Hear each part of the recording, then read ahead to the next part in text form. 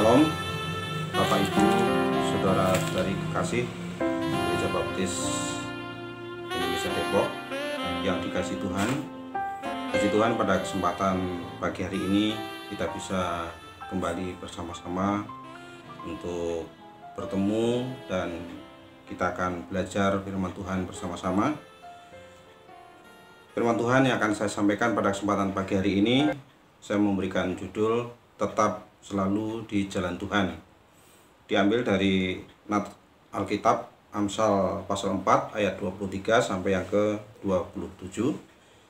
Saya akan membacakan demikian firman Tuhan. Amsal pasal 4 ayat 23 sampai dengan 27. Jagalah hatimu dengan segala kewaspadaan, karena dari situlah terpancar kehidupan. Buanglah mulut serong daripadamu, dan jauhkanlah bibir yang dolak-dalik daripadamu. Biarlah matamu memandang terus ke depan, dan tatapan matamu tetap ke muka. Tempuhlah jalan yang rata, dan hendaklah tetap segala jalanmu. Janganlah menyimpang ke kanan atau ke kiri, jauhkanlah kakimu dari kejahatan. Kita akan berdoa bersama-sama. Kami bersyukur Bapa pada kesempatan ini, oleh karena kasih dan kemurahan Tuhan, kami boleh bersama-sama membuka firman-Mu dan kami siap untuk merenungkannya.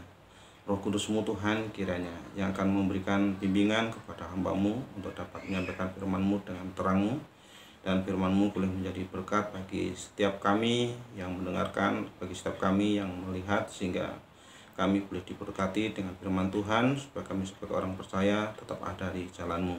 Terima kasih untuk segala kebaikan-Mu. Kami menyerahkan waktu ini sampai pada akhirnya ke dalam tangan kuasa-Mu. Hanya di dalam nama Yesus kami berdoa dan bersyukur. Haleluya. Amin. Bapak Ibu yang dikasihi Tuhan, sekali lagi judul renungan kita tetap selalu di jalan Tuhan. Ada istilah begini Bapak Ibu, di mana orang lebih mudah membeli sesuatu yang baru daripada merawatnya. Saya mengambil contoh seperti ketika kita membeli sebuah sepeda motor, mungkin untuk mempersiapkan sejumlah uang yang kita pakai untuk membeli motor yang baru itu tidaklah terlalu sulit. Tetapi ketika motor itu sudah kita beli, ternyata banyak hal yang terjadi, diantaranya ketika kita melakukan suatu perawatan, kadang-kadang kita merasa sulit. Justru saat-saat dimana kita harus merawat motor tersebut, kita mengalami kesulitan, baik itu mungkin untuk servis, baik itu untuk membayar pajak, baik itu untuk memperbaiki onderdil-onderdil yang rusak dan sebagainya. Sehingga acap kali ada sesuatu hal yang rusak sedikit pun kita tidak bisa menggantinya. Nah, itulah yang terjadi di dalam kehidupan kita sebagai orang percaya, bahwa saya tidak mengatakan bahwa lahir baru itu mudah, tetapi tidak terlalu gampang bagi kita juga untuk bisa mempertahankan kehidupan kita itu ada di jalan Tuhan. Mungkin kita tetap status kita menjadi orang percaya, status kita tetap menjadi orang Kristen, tetapi belum tentu bahwa dari setiap kehidupan kita, tindakan kita, tingkah laku kita, hati kita, dan pikiran kita, serta mulut kita tetap ada di dalam jalan Tuhan. Inilah yang terjadi di dalam kehidupan orang percaya, dan ini sulit bagi kita untuk bisa mengatasi hal-hal yang demikian. Tetapi mari kita melihat di dalam kitab Amsal pasal yang ke-4 ayat 23 sampai yang ke-27 ada nasihat, ya, dimana kita melihat bahwa seperti tadi saya katakan, tidak mudah atau tidak gampang bagi orang percaya untuk selalu berjalan di dalam jalan Tuhan pada masa sekarang ini, karena kita tahu bahwa saat ini banyak hal yang akan mempengaruhi di dalam kehidupan kita. Salah satu contohnya di mana saat ini banyak ajaran-ajaran yang baru, banyak ajaran-ajaran yang palsu yang semakin berkembang, yang kelihatan benar tetapi ternyata menyesatkan. Kemudian kita melihat dengan adanya medsos yang selalu memberikan konten-konten atau berita-berita yang kelihatannya menarik, benar, tetapi ternyata keliru juga, sehingga itu merubah pikiran kita, merubah sikap kita, pandangan hidup kita, dan sebagainya. Ditambah dengan isu-isu politik yang ada. Kemudian ada lagi yang terjadi oleh karena tingkat ekonomi atau tingkat kesulitan ekonomi yang begitu meningkat, sehingga menyebabkan pola pikir kita dan sebagainya menjadi berubah. Kemudian juga adanya pengaruh budaya-budaya yang keliru yang terjadi di dalam kehidupan sekitar kita, dan itu mempengaruhi ke karakter kehidupan kita sebagai orang percaya, sehingga kadang kita menjadi salah melangkah dan tidak berjalan di dalam jalan Tuhan. Nah, hal inilah yang mempengaruhi bahwa orang-orang percaya lambat laun akan meninggalkan kebenaran yang hakiki di dalam Tuhan. Namun kita melihat bagaimana Amsal memberikan nasihat kepada kita supaya kita tetap selalu ada di dalam jalan Tuhan. Nah, di dalam ayat yang ke-23 sampai yang 24 di sini kita melihat bahwa dikatakan, jagalah hatimu dengan segala kewaspadaan, karena dari situlah terpancar kehidupan. Buanglah mulut serong daripadamu, dan jauhkanlah bibir yang dolak-dalik daripadamu. Nah, di sini yang pertama kita melihat nasihat yang diberikan Amsal kepada kita, yaitu yang ke-1, jagalah hatimu dengan baik. Ya, menjaga hati dengan baik. Nah, arti kata menjaga di sini adalah melindungi, yaitu melindungi hati kita, kemudian berhati-hati supaya hati kita selalu berpikiran tentang hal-hal yang baik. Nah, kita melihat bahwa dalam dunia yang banyak kejahatan ini, kita harus melindungi hati kita, melindungi pikiran kita, kemudian melindungi tindakan-tindakan kita, supaya apa yang terjadi di dalam kehidupan kita itu tidak menjadi keliru. Karena kita melihat bahwa apa yang terjadi di dalam kehidupan kita, baik itu tindakan kita, tutur kata kita, atau ucapan kita, itu terjadi oleh karena apa? Cerminan hati yang terjadi dalam kehidupan kita. Jadi apa yang kita lakukan, apa yang kita ucapkan, itu merupakan sebuah cerminan hati. Jadi kalau kita mengatakan sesuatu, berarti hati kita itulah yang terjadi. Nah, kita melihat di dalam ayat 24 di sini dikatakan bahwa buanglah mulut serong daripadamu, dan jauhkanlah bibir yang dolak-dalik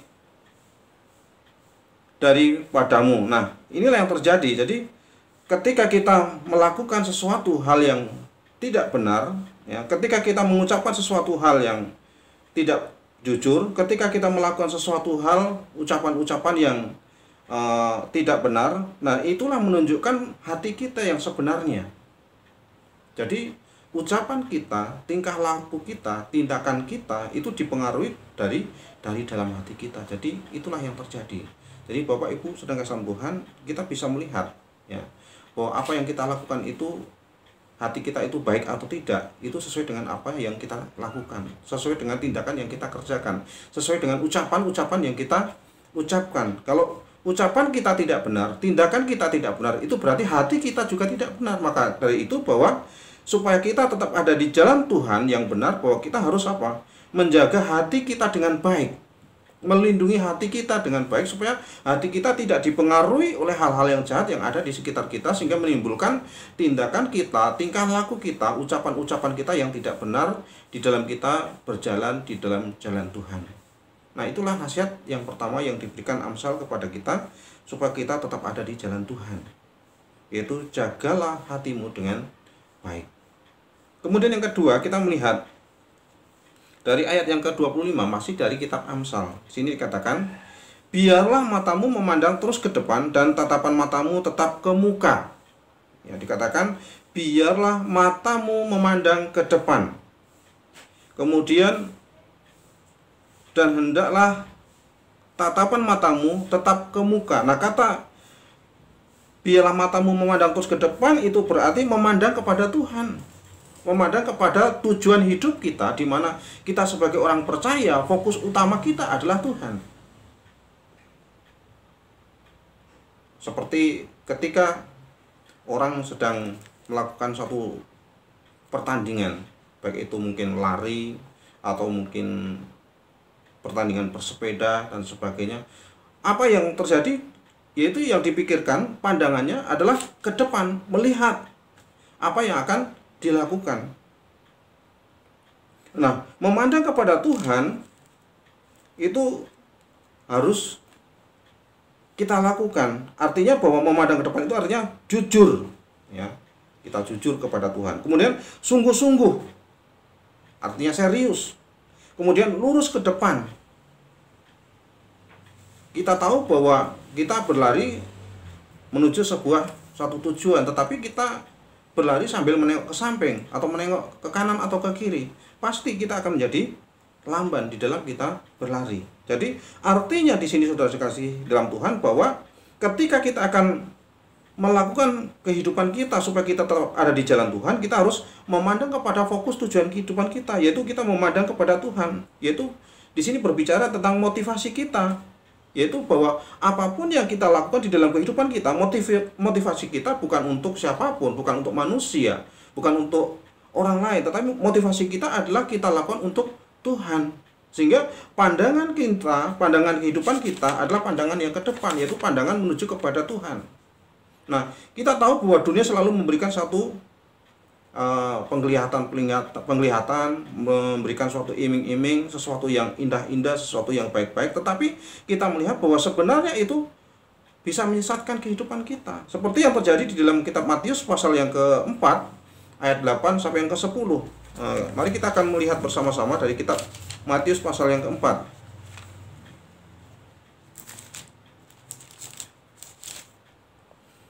Ayat 8 sampai yang ke-10. Di sini dikatakan, dan iblis membawanya pula ke atas gunung yang sangat tinggi dan memperlihatkan kepadanya semua kerajaan dunia dengan kemegahannya.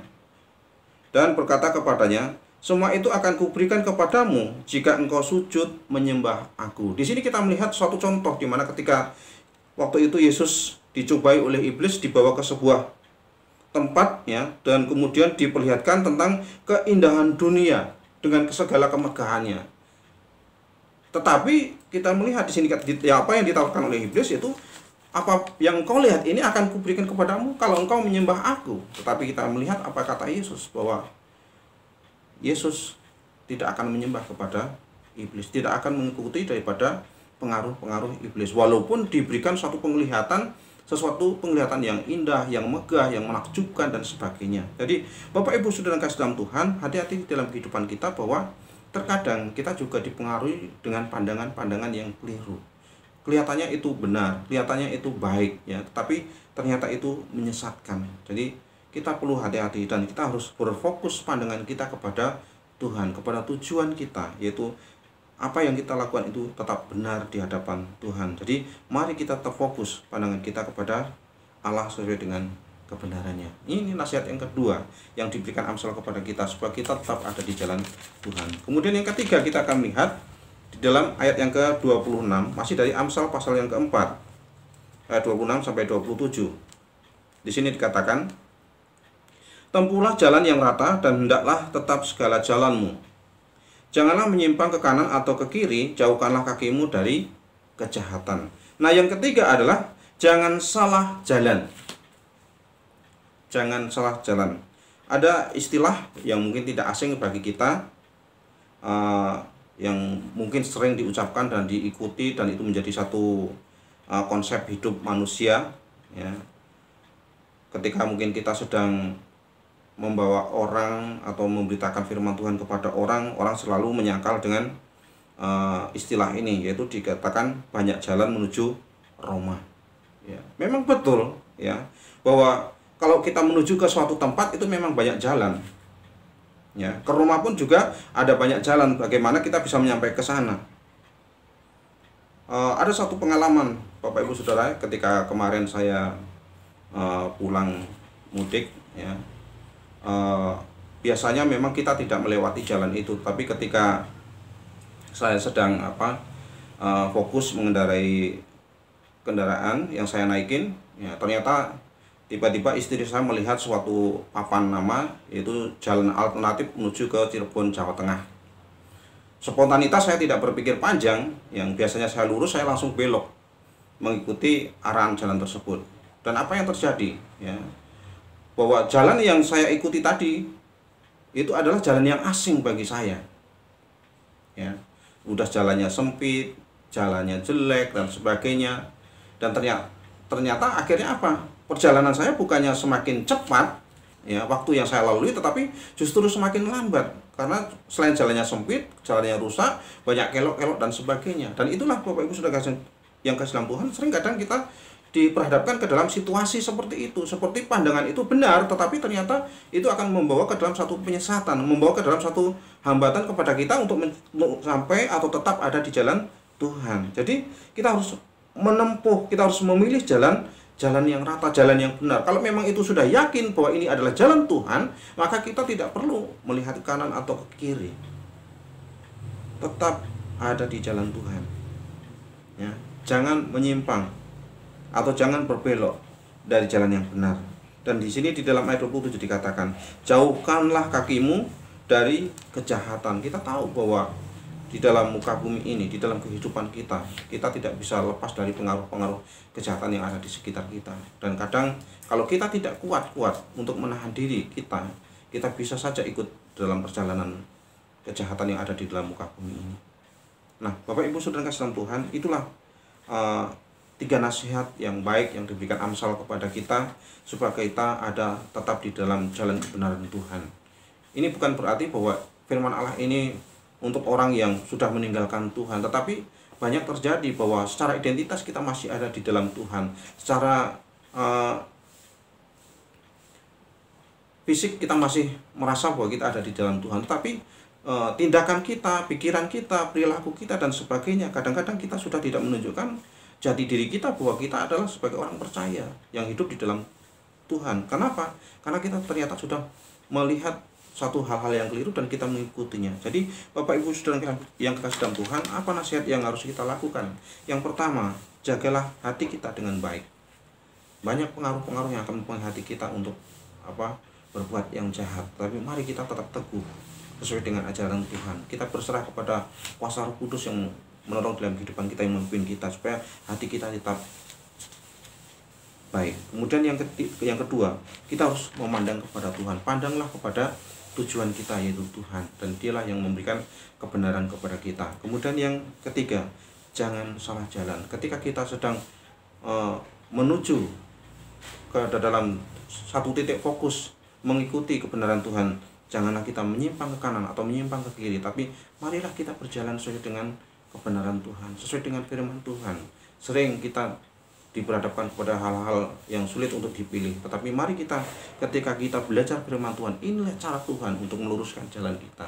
Nah, dengan begitu sering kita melihat firman Tuhan, merenungkan firman Tuhan, maka kehidupan kita akan selalu dinasihati untuk senantiasa ada tetap di dalam jalan Tuhan. Nah, dengan demikian maka kita sebagai orang percaya tidak hanya memiliki identitas kita sebagai orang percaya, tetapi hati, pikiran, tingkah laku, perilaku, pembicaraan kita tetap selalu menunjukkan jati diri kita sebagai orang percaya, dan inilah yang Allah mau. Jadi mari Bapak Ibu Saudara yang kasih dalam Tuhan, kita terus akan maju, kita terus akan berkomitmen, kita terus akan mengikuti kebenaran Tuhan, sehingga kehidupan kita akan senantiasa tetap teguh di dalam Tuhan sampai Kristus datang yang kedua kali.